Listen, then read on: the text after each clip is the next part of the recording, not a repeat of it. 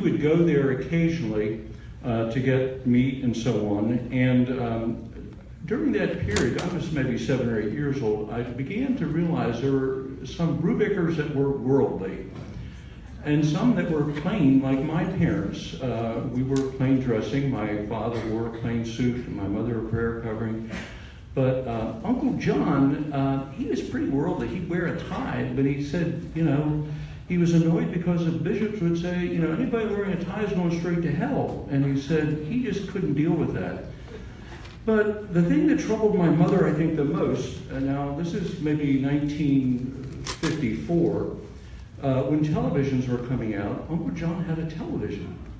And we just loved to go and watch baseball or something, but he would be there, and we didn't have remote controls at that time. So he'd walk up, and every time a beer commercial came on, he'd turn it off, the whole thing. And then sort of time it, maybe 2 minutes later, turn it back on. Because my mother said it's the only way she would allow us, or me at that stage, to watch TV. Ken mentioned my interest in this.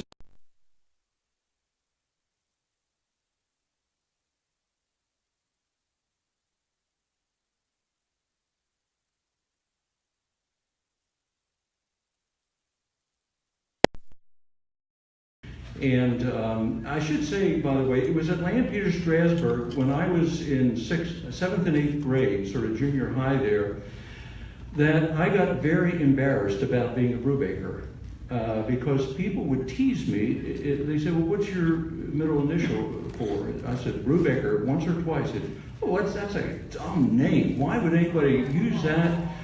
Why isn't it Donald Lamar or something interesting like that? But Brubaker. And so I stopped using it, and I was embarrassed. And I would just say, well, it's Donald B., and I have an uncle I know, he has initial J. Omer, and J doesn't stand for anything, it's just J. So mine's just B, and that's all it stands for. So I need to say tonight, I hate to make this confession, but I think this is the moment to do it. This is the first time in my life, at almost 72 years of age, that I can say I'm really pleased to be a Brubaker.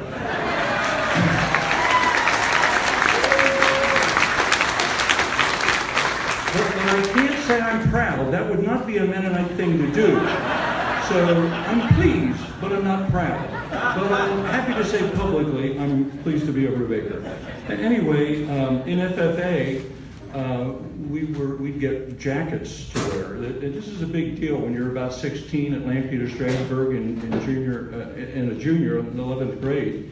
And my dad did not wear a long tie, and because of his respect for the church, but I got an FFA tie. He didn't know it. But one night I was leaving the house with my FFA tie on in my jacket. I thought he was out still doing the milking, but unfortunately for some reason, he had to come into the house. And he happened to see me. He said, "You're not leaving the house with that tie on." I said, "Okay." So I took it off. But to show you how things changed, 40 years later, when after my mother had passed away and my dad was getting remarried, I had the unique experience at the Lansville Mennonite Church where he was married, about 2004. We got there early, and he came up and he said, "Donald," he said, Rachel, his second wife, she got me a tie, and she said, "I don't know how to wear it. Could you come into the bathroom and tie it for me before my wedding?" So that's a hard thing to do. You learn how to do it yourself, but facing somebody and doing it's really. But anyway, I got him all fixed up, and I didn't remind him about my FFA tie. But that shows you how social change was taking place in the Lancaster community here at that time. We need to move on to the real stuff here for the talk tonight. I'd like to say just a little bit about the Kraybils. One of the things is that with the Brubakers, you focus on Zurich. All the Brubakers, to my knowledge, originate in the Zurich area. And that's actually very different than out in the Emmental Valley toward Bern. Zurich is northeastern Switzerland. Bern is to the west and south a tad. And the Emmental Valley is out there. And that's where the Kraybill come from. So there are two pockets of sites of origin, so to speak, for many of the Anabaptists. one being out in the Emmental and one in Zurich. And I've been to Switzerland about 4 times, but about 15 years ago, I was there and was alone for several days.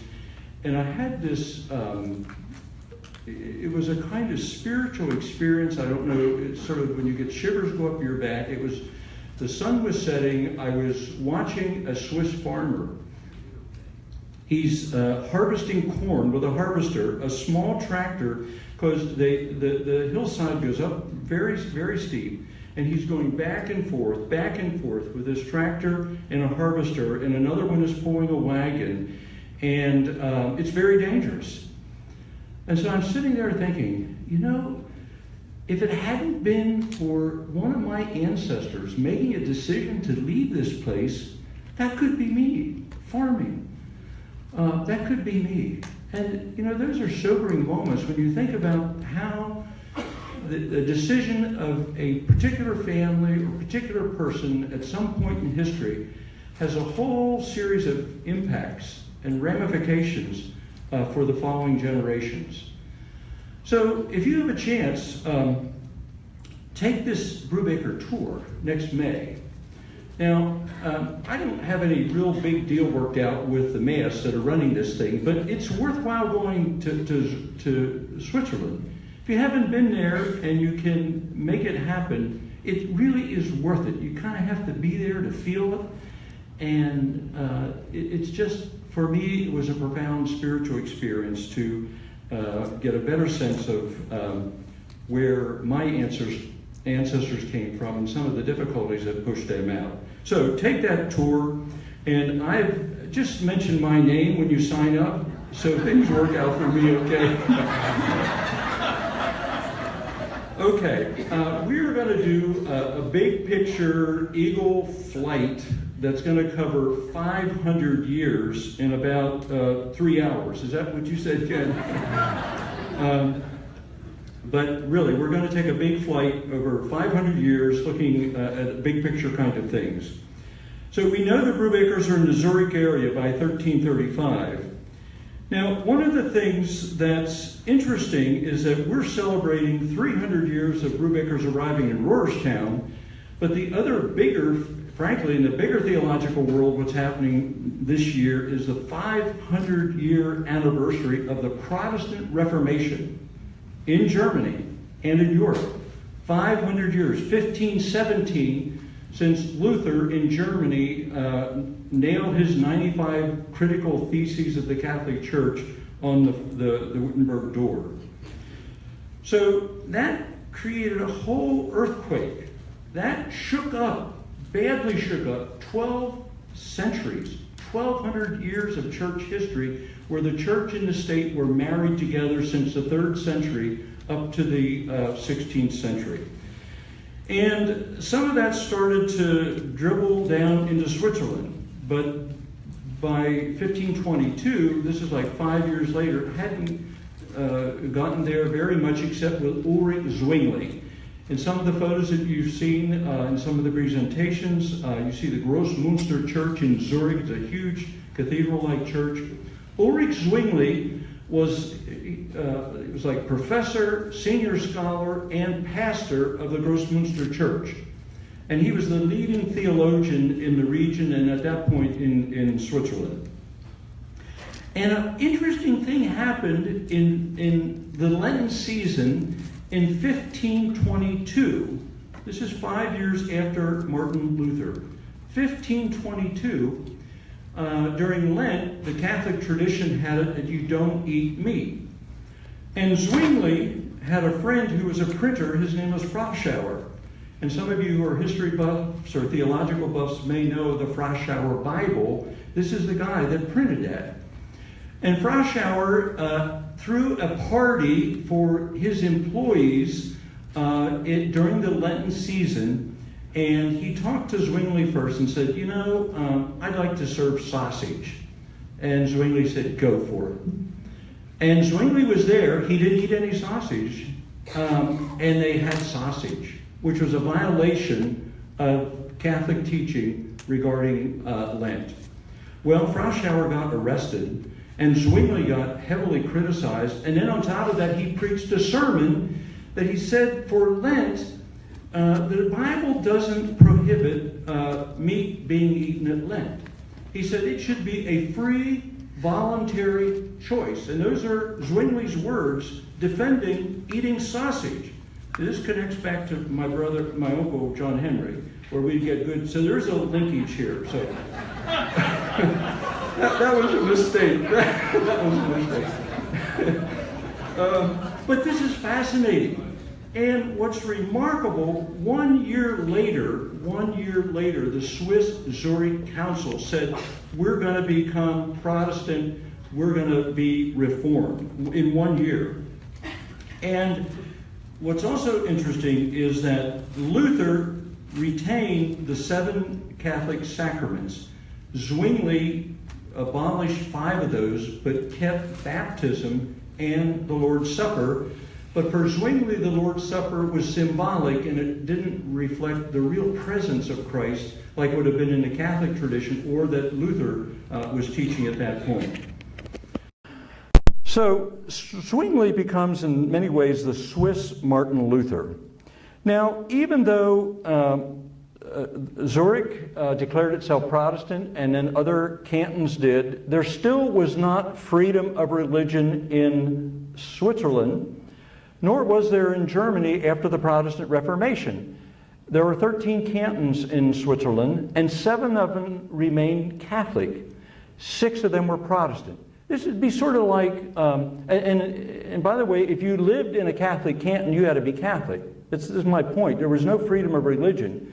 You had to go to the church that the prince or the lord or the lord or governor of your canton or province or territory adhered to, whether Protestant or Catholic. So individuals didn't really have a choice.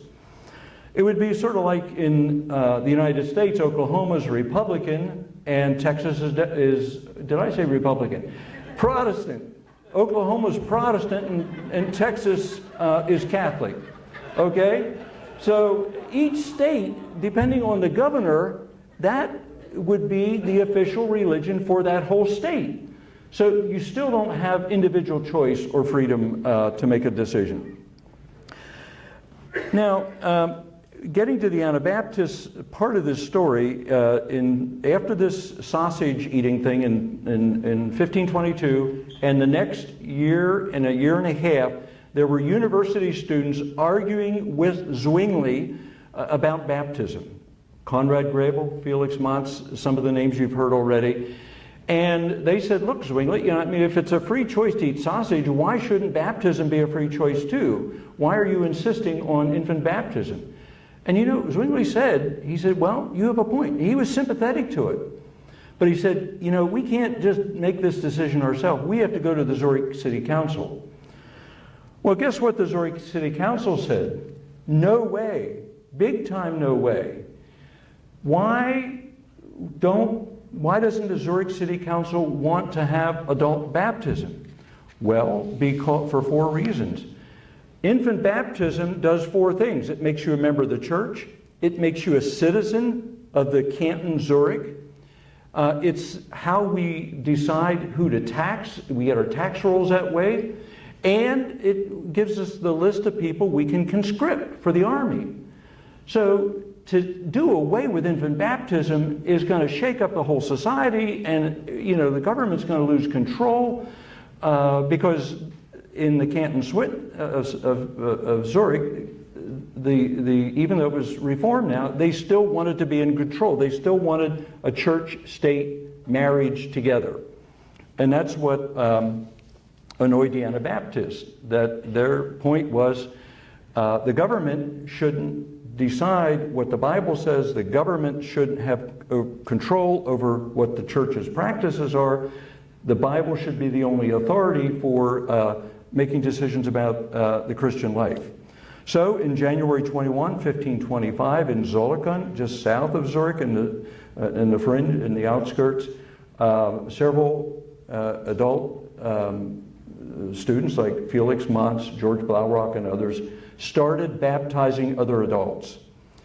And they also refused to have their children baptized. They had been refusing this for some months, but now they made it clear they're going to baptize adults, and that led to the name Anabaptist, meaning twice baptized or rebaptizers. And then, and it's possible, there's some evidence there may have been Brubakers, part of that first baptism for the first couple days. What we do know for sure is some weeks later, Hans Brubaker is baptized along with 30 other people by Felix Mons and George Blaurock. And we also know that 5 days later, the 30 were captured, and Hans Brubaker escaped. And he basically went underground for 5 years, and then he was recaptured at the Bern area in western Switzerland later. And I'm not sure we know, he was imprisoned there for a year. I'm not sure then what happened to him. George Blaurock fled the area, and some years later was burned at the stake at Innsbruck. Did you hear me say burned at the stake? That means there's a big post, and there's like a civic celebration that comes out to watch this, like a fair or a festival, and you're standing on kindling wood, and a fire starts, and you are roasted literally to death. And that was one way thousands of Anabaptists, there were several ways, and we'll look at two other ones, either using that, burning at the stake, or other ways, thousands of Anabaptists were killed in the next, this isn't just in Switzerland, this is north into Germany, Netherlands, and so on. Now, let me pause a little and suggest that here are the Brubakers. The Brubakers are involved in this. They're not just bystanders, but we know that some of them were involved in this movement, and more so later. There are two really big ideas here that we take for granted today and don't think much about. And this is the dawn of the modern era. And here the Brubakers are when this is happening. The one issue is voluntary decisions in religion. That that adults should have a choice of deciding if they want to be part of the Christian faith or not. And that should be a sincere adult decision and not something that just happens sort of as a ritual for a baby. And the second issue is religious freedom and the separation of church and state. And that's really the big issue underneath that, and that's why the Zurich City Council didn't want to agree with adult baptism, because they wanted to control the church and keep controlling it even though it was a Reformed church. So this notion of adult choice and separation of church and state are very radical ideas at that time, after 1,500 years of church and state marriage, that now today many people around the world take for granted. Some other key ideas in this Anabaptist vision. One focuses on discipleship. The key Anabaptist theological question is, what does it mean to follow Jesus daily in life? That's the central question of discipleship. What does it mean practically? Not what you believe, but how do you practice following Jesus in daily life? The answer for that was the Sermon on the Mount and other biblical authorities. A fourth strong belief was loving enemies, coming from the Sermon on the Mount, not retaliating evil for evil, not fighting back when people persecute you. And that led to the rejection of violence and the Anabaptist refusal to be conscripted into the military. A fifth one is an emphasis on the believer's church, that when people make adult decisions about joining a church, according to their feeling at that point, then you are accountable to that church. And that church, not a faraway religious hierarchy, but that local community talks together about what they agree on and how to go about following the way of Jesus. And finally, it's a countercultural community that's separate from the world. Now back to Zurich, 1526, a year later, These Anabaptists are frightening, they're scary, they're called heretics, and the authorities are worried. So in 1526, Zurich bans Anabaptists. Tells them you have two choices. You either recant and rejoin the Reformation team here, or leave the country, leave the area. And that is the refrain now for the next 175 years in Switzerland: either recant or leave. One of the things in the background is a peasants' war in Central Europe at this time, between 1524 and 1525, when 300,000 peasants were killed. Now, not a lot of that happened in Switzerland at the moment, but you can believe the Swiss authorities had their ears up. And many times the Anabaptists were charged as being part of this peasants' war, but in fact they weren't, because they were practicing non-violence and non-resistance. 1527, Felix Manz, who was one of the persons that baptized Hans Brubaker, is drowned in the Lamont River. The Lamont River is rushing off of the Alps mountain. It's going north to join the Rhine. If you've been to Zurich, you see it's a cold, very fast moving river right through the center of Zurich. And there's a little fishing post out maybe 20 yards off of the bank. And they take Manz out there, as I understood it, put him in a burlap bag, tie him, and throw him in that icy cold river. And that was a second way in which some Anabaptists were killed. Now, remember, we're doing a bigger picture thing. 1536, this is 10 years later, north into Holland, the Netherlands. A man by the name of Menno Simons, Catholic priest, converts to Anabaptism. Very prolific writer, big-time preacher, and pastor and leader in communities there, and eventually into Germany and elsewhere. The Anabaptist people pick up his name and refer to themselves as Mennonists or Mennonite. However, in Switzerland, that name never stuck. The Swiss continued to refer to themselves as Swiss Brethren. However, if they moved up into Germany, and then if they came to North America, they would pick up the Mennonite name. 1589, almost 65 years after 1525, Hans Landis, who is the leader of the Herzl and Spitzen community where the Brubakers are, he is arrested, put in prison. He escapes a couple times. There's a lot of stories here of escaping from prison and so on. And then in 1614, he is beheaded. 1614. Now, this is 90 years after Felix Manz is drowned. And Manz was the first person executed or killed Anabaptist by the Swiss. Hans Landis is the last.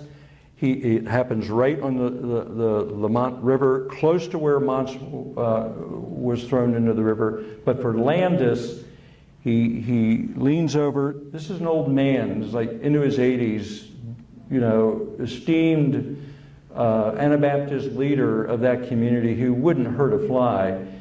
He bends over, and you know how those Swiss are with their knives. They are sharp. And the executioner's sword comes down and cuts clean. And for Brubakers, what's important next is that Peter Brubaker Jr., pushing forward now, he becomes the leader that replaces Hans Landis. And so Hans Landis would have been the pastor for many of the Brubakers, and now Peter Brubaker replaces him. Peter Brubaker in 1637 is captured and with 12 other people. They're in prison. They escape. Peter's captured again. He's in Zurich for 40 weeks. Then he escapes, and the Anabaptist hunters can't find him. By the way, all the services, Anabaptist services, were in barns, hideaway places in the woods, in caves where They couldn't be detected by spies or Anabaptist hunters. And then Peter resurfaces later in Alsace. He buys land in Alsace. This is an area on the Rhine River as you go north of Switzerland. Alsace is to the east, the Palatinate in Germany is to the right, and the Rhine goes north to Rotterdam. And that's an area where a lot of the Zurich Anabaptists fled to for at least a short time. Then eventually he goes to the Palatinate, to Ebersheim, as we've been told a number of times, and there he dies. We think that Peter's great-grandson, Hans Brubaker, born in 1692 in Ebersheim, was likely the immigrant that came here in 1717. In 1659, in Switzerland, there was a Swiss Peasants' War, and for the next 40 years, the canton of Bern is expelling Anabaptists. And it's mean, it's vicious, they aren't executing them, but they're confiscating property. They're trying to get rid of this heresy that keeps infecting the countryside and the people. That's when my Kraybill ancestors left. They didn't go to Alsace, they went right up to the Palatinate. But what Peter did, what my ancestors did, is very typical. They leave Switzerland, then they stop off for 1 or 2 or 3 generations in the Alsace, and most likely in the Palatinate, before then, in the early 1700s, coming to the United States. One final note before we migrate, and that's 1693. 1693, by that time, Brubaker's up in the Palatinate at Ebersheim. The Amish Mennonite separation takes place in Switzerland and in Alsace, 1693. And after that point, the Swiss Brethren / Mennonites and the Amish are really 2 streams of history. I really need to go on here. I think I'm going to skip the immigration. As I said, we could go on for 3 hours, but you don't want to do that. But let's come to Lancaster in 1717. The Mennonites have arrived at Hans Herr and Company south of Willow Street in 1710. The Brubakers come here, Rohrstown, 1717. The Amish come in the 1730s, 1737 to Berks County, then to Lancaster. In the 1770s, 2 interesting things happen. Some Mennonites go to Ontario, take a lot of Brubakers with them. And particularly the horse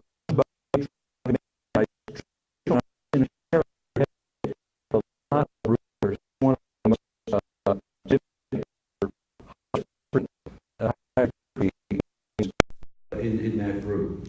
And in the 1770s, a unique American group forms known as the River Brethren. And they're an amalgamation of disgruntled Mennonites and German Baptist brethren who also come about that time. And they take ideas from both of those and form a new group called the River Brethren, which eventually becomes the Brethren in Christ. And they are the folks that have Messiah College west of Harrisburg, and the German Baptist Brethren, who the Brethren in Christ borrowed some ideas from, are now Church of the Brethren. They are the ones that operate Elizabethtown College. I need to say that because actually both of those colleges buttered my bread for many years. So,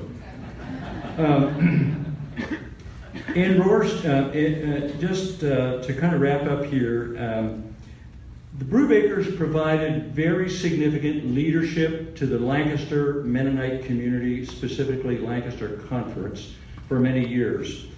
Bishop Jacob Brubaker, who was born in 1751, was ordained a bishop in 1783, and he was a bishop for Rohrstown here. And at the same time, he was the head elder or the moderator for all of the Lancaster bishops. There would have been 3 or 4, and the bishop would have maybe 4 or 5 different congregations. And he held that leadership position for 22 years. And then, not his son, but another Brubaker, Jacob Nisley Brubaker, who was ordained a minister in Rohrstown in 1865, right at the Civil War, as a 27-year-old, and then 2 years later was ordained bishop. He served as bishop in this area for 46 years. And remarkably, Jacob N., as he was known, Jacob Nisley Brubaker, Jacob N., was a moderator of Lancaster Conference for 29 years until he died in 1913. And he is the longest serving moderator ever of Lancaster Conference. And those 2 Brubakers together, both from this area, served as moderators for a combined 51 years in Lancaster Conference. And there's only one other family surname that had 2 bishops in that role, and they were hers. And their combined time was about 11 or 12 years. So you see why I'm very pleased to be a Brubaker. Jacob N. Brubaker was here during a time of great social change in the Lancaster Mennonite community. He was in the transition of language from Pennsylvania German, known as Pennsylvania Deutsch. He would preach in Pennsylvania Deutsch, German. And by the way, that dialect comes from the Alsace and the Palatinate. We've had friends from Alsace come here. They can talk easily with our Amish friends. Germans come, they can hardly talk with them because it's a unique dialect to that region. And so Jacob, he was preaching in both languages, both Pennsylvania German and English. He wrote one of the earliest genealogies of a Mennonite family history, Brubaker family history. It was recently republished. It was first published in 1884.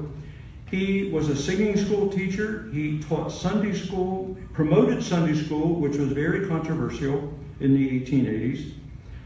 He emphasized mission outreach, evangelistic revival meetings in congregations, and he presided in Lancaster Conference during the 1893 Old Order Division, which took place down in eastern Lancaster County and resulted in a major significant break-off of church leaders in that area who didn't want the language changed, didn't want Sunday school, didn't want revival meetings, and so they were much more conservative than Brubaker.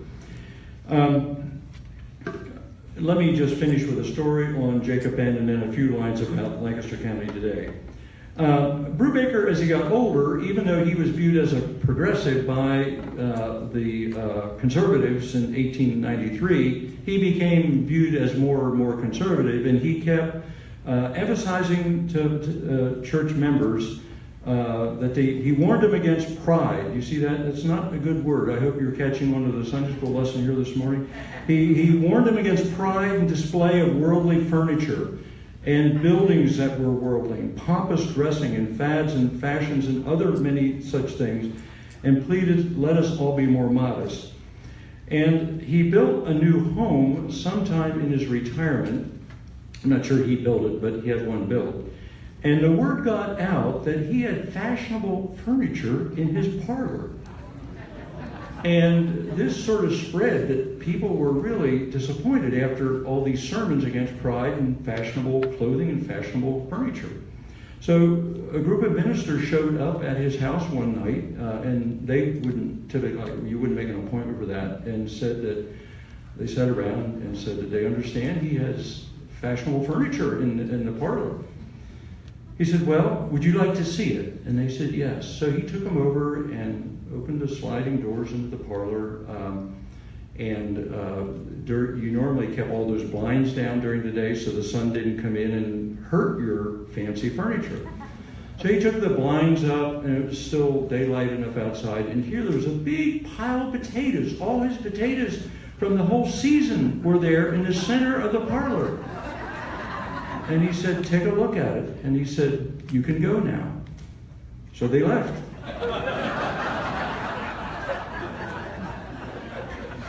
Today in Lancaster County, just very quickly, the population's total Lancaster County population about 540,000.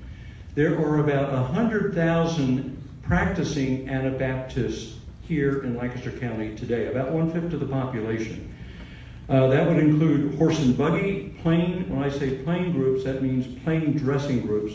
Plain dressing horse and buggy groups, about 33,000 Amish, about 9,000 horse and buggy Mennonites. Plain dressing car groups, about 22,000.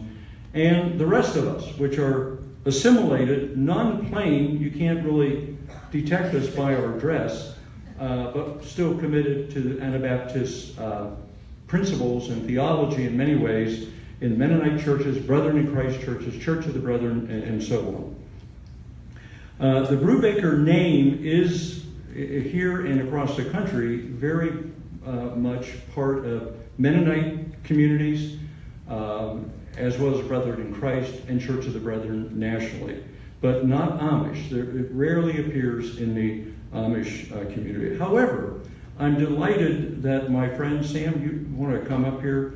My friend Sam Stoltzfus has a link to the Brubakers through his wife. So he's half, he's half Brubaker. Is that, Sam, how you would say it? Close. Close. Well, whatever. Sam and I go way back. As I was teaching for years at Elizabethtown, I take field trips out to his farm, and he is just wonderful. He's a great one-liner. Journalists like to talk to him because he has these one-sentence, just fascinating one-liners. Like he told me one time, this was back when the internet was just coming out. He said, Don, you know what? He said the Amish grapevine is faster than the internet. And that's probably true. But he was always a great host. And I think, do you like sausage, Sam? You like sausage? Yeah, see. So I think you'll work to be a Brubaker if that's the case. Sam's going to talk about his Brubaker connection. He's going to tell some stories. And then he said, well, he can go on for a long time. He'll take whatever time's left. So I'm going to be up here. And when I stand up, that means, wrap up that story. Right. And he's going to tell you what pud means. Thanks, Don. Like I said, I've really done it for years. I have to start here. If I say something wrong, I hope you can forgive me. If I say something that's a help, give God the credit, not me. I can see why my wife is such a friendly, outgoing person. The Brubaker barnyard instinct. I'll put it that way. I mean, I've been married 49 years. We were married some 20 years before I knew that her great-great-grandmother was a Brubaker. 20 years I didn't realize it, why she was so friendly. Okay, let's get started. I'm Sam Stoltzfus, married Katie Lapp Stoltzfus. Her parents were Isaac and Sadie Stoltzfus Lapp, Sadie being my mother-in-law. Her parents were Michael and Fanny Real Stoltzfus. This Michael's mother was Michael's parents were Jacob and Eva Garber Stoltzfus. Eva's mother was a Brubaker. I want to just get back to the Lapps. When an Amish boy looks for a wife, he looks for 4 things. In case you read a Bible. Most Amish girls, Amish boys, youngsters, get a Bible as soon as they're old enough to read. That's one reason.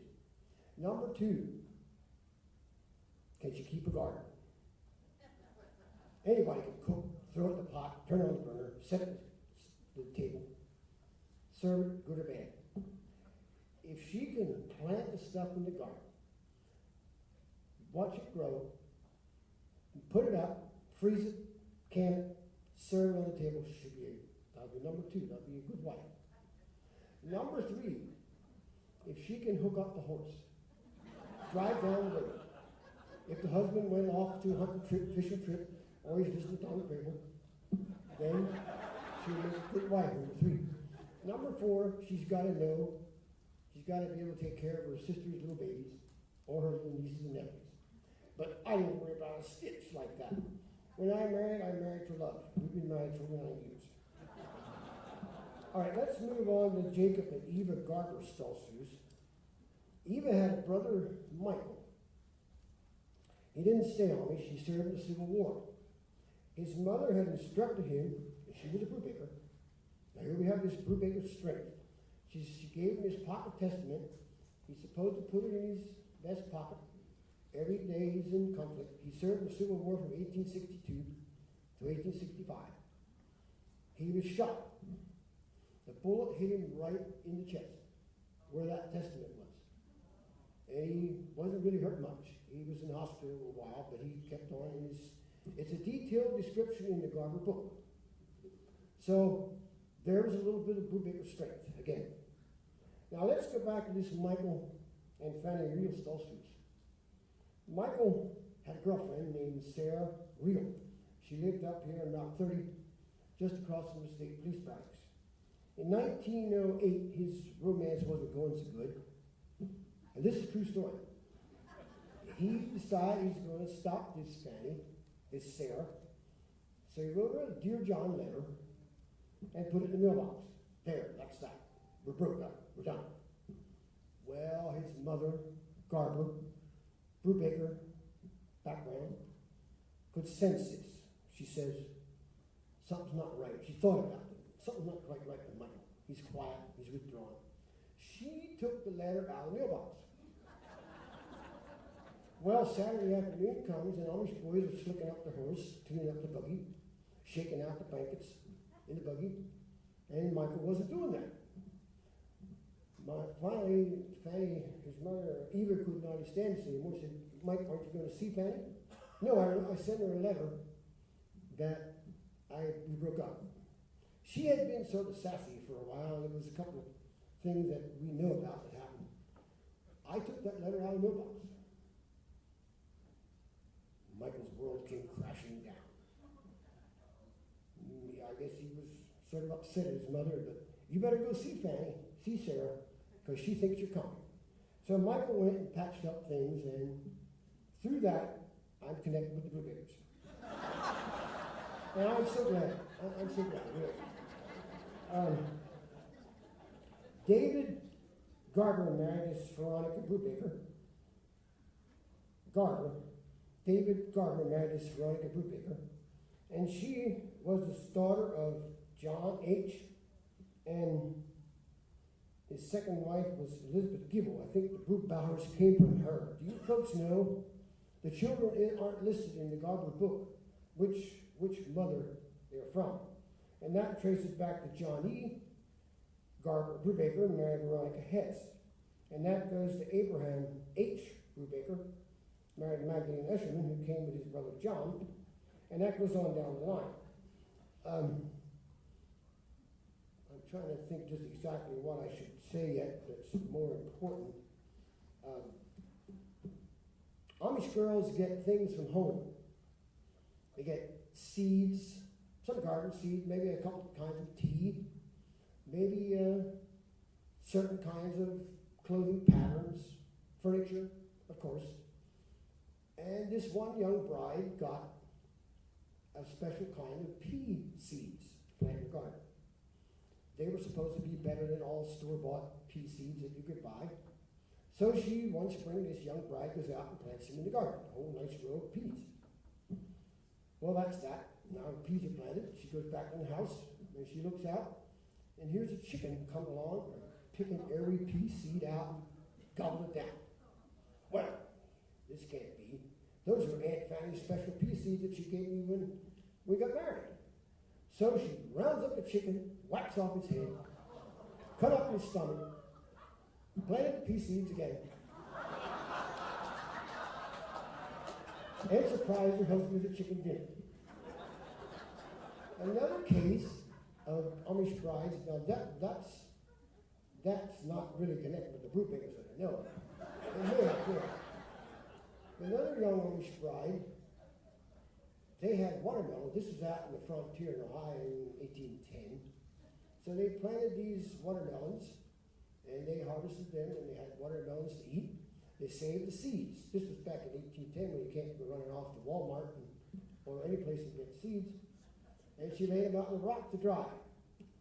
Here comes a local family chicken, gobbles them up. They wanted them watermelon seeds. Why did the chicken do that? So they caught the chicken, cut it in its crop, took out the seeds, sewed it shut again, and they had the seeds and the chicken. They committed both. This Michael Stoltzfus had a son, had a brother, a couple brothers. But Eva Garber had a brother, John, who had considerable money, and he moved to Mile, Michigan, and he had a couple farms. Then one day he wrote down to his Jacob Stoltzfus family and said, I'll give anybody a farm who comes up here and takes care of me when I get to be an old man. So Mena, Michael's brother Mena, was up, and Jake went too, but Jake came back home again. And Mike went too, or was going to. That's why he broke up with his Sarah, sent her this Dear John letter. But, like I said, his mother was wiser. She was a Brubaker descendant. So Michael stayed here, and they had a family of 11 children. They lived out here in Leola, and through his fast decision to stay here, why his daughter Sadie had a family of 11 children, when my daughter was the youngest one. We have, I don't know how many Brubaker descendants are from that Veronica in Lancaster County that are Amish. I would dare say probably between 200 and 300 that are connected directly with the Brubakers. And all because Michael stayed with his girlfriend, and he retained that Brubaker franchise. What else do we want to talk about, Mike? Okay, yeah. We're going to have. If you have any questions, why Mike? We're going to have a little Q&A. Is that all right, Ted? So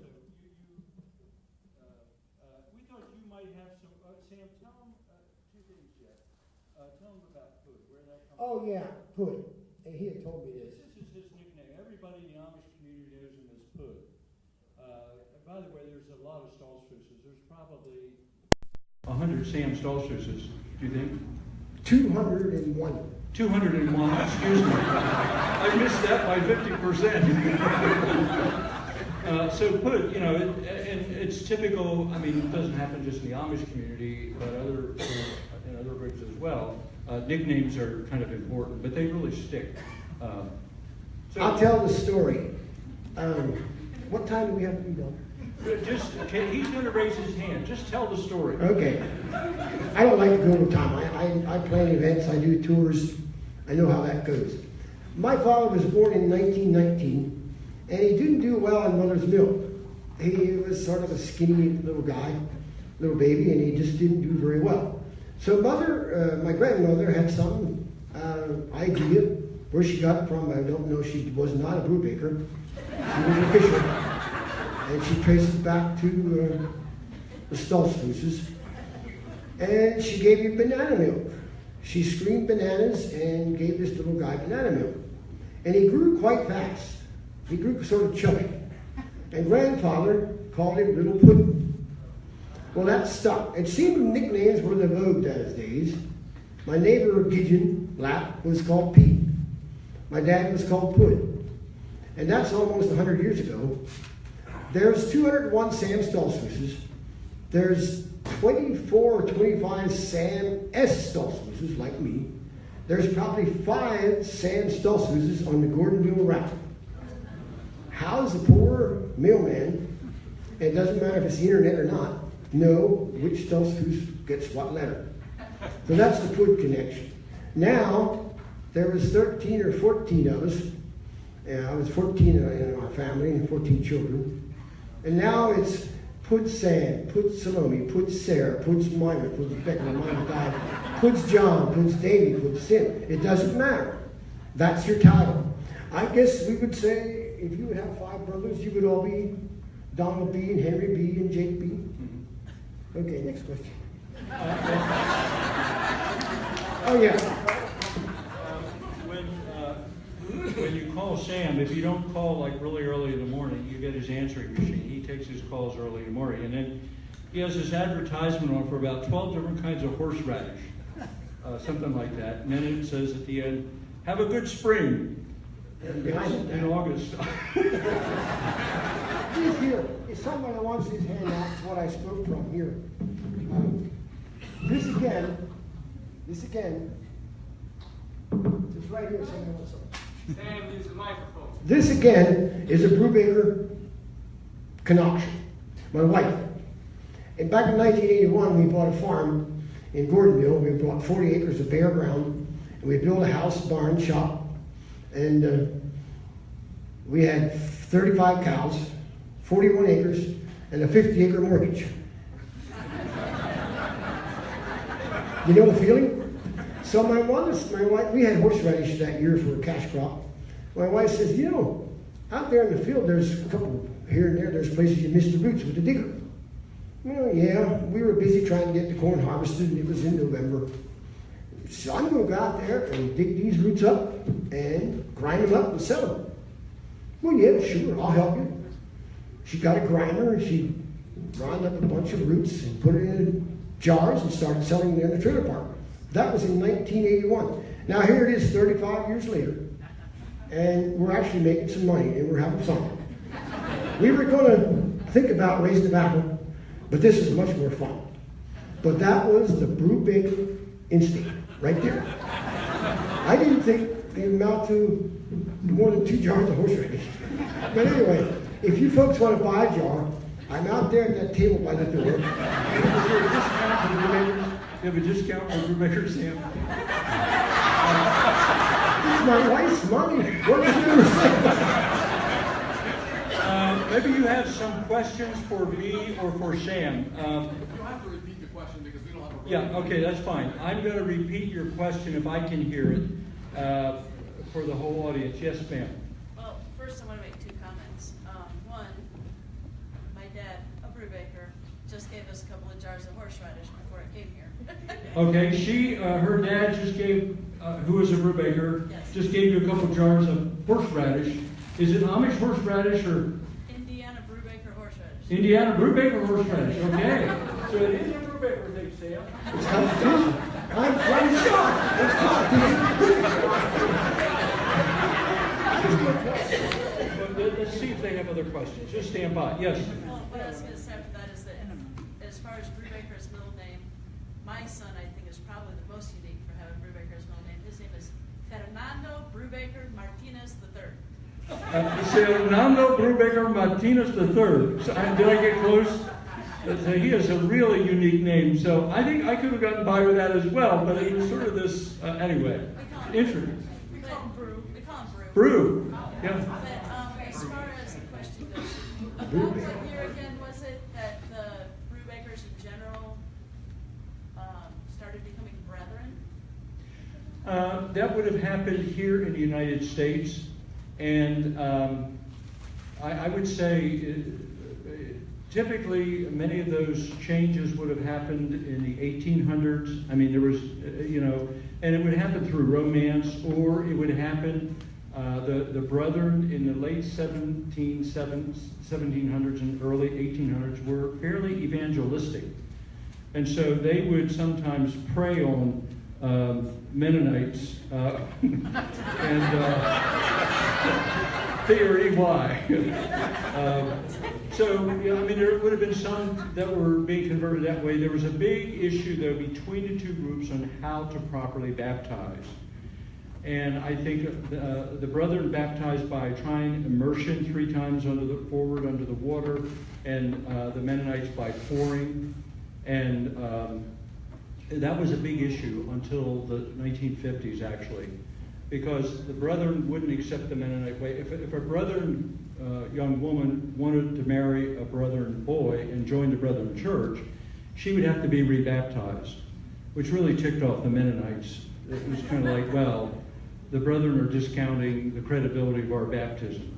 So it's not a big issue anymore. But so there would have been intermarriage and back and forth. Even with the Amish, like at Elizabethtown College, we have Zug Library for many years. That's Zook. That's Amish. Zug or Zook is 100% Amish, as is Stoltzfus. So there's been a lot of intermarriage and so on. Somebody else, a question? Yes? You mentioned the point at which the Amish and the Mennonites split, but Yes. what about that? It would take me 2 hours to talk about it, and Sam could add 2 more hours. I would say, think about it this way. That division in Switzerland and Alsace is taking place in 1693. The Swiss Brethren movement, and about 1694. Sam, none of these things happen magically in 1 year. It's a 2 or 3 or 4 year process. So it's so you're right. It's not quite magically, but listen to the bigger point. The bigger point is Swiss Brethren started in 1525, so this is like 170 years later. And whenever a religious community starts, you get a lot of energy and excitement and passion in the first generation, but then you lose steam. And so Jacob Ammon, the leader of the Amish, was a convert to the Amish. And by the way, to the Swiss Brethren, he was a tailor, and he became ordained bishop. And then a lot of other people that were following Jacob Ammon were new to the Anabaptist faith at that point. So the older Mennonite, the old Swiss Brethren, they were kind of like, well, what are these outsiders doing? And there was an influence of pietism, German pietism at that point, that I think influenced the Amish. So there were issues about shunning, whether if you violate the regulations of the church, you should be shunned from communion or from community. There were 3 or 4 different issues. You want to add something? That's well put, Don. I want to talk. Sam, thank you. But actually, it did happen. It happened in Oldheim Mill, and we were there last summer in France, close to Alsace. And actually, Jacob Ammon wanted to get things back together. But Hans Ries and his group said, no, we cannot agree on that shunning issue. Which was, that was just the way they felt. So we parted ways in March of 1694. Now, we were there last July, about the 1st of July.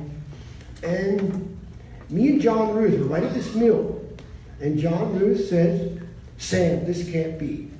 We're going to have to make peace between the Amish and the Mennonites. So we shook hands right there at the mill. So all is peace between us Amish and you Brubaker brethren Mennonites. I want to say something about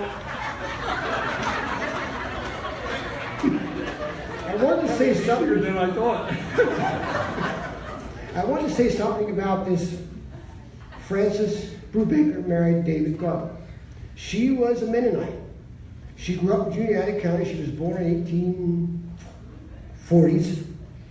And then along comes this Amish David Garber, and they got married.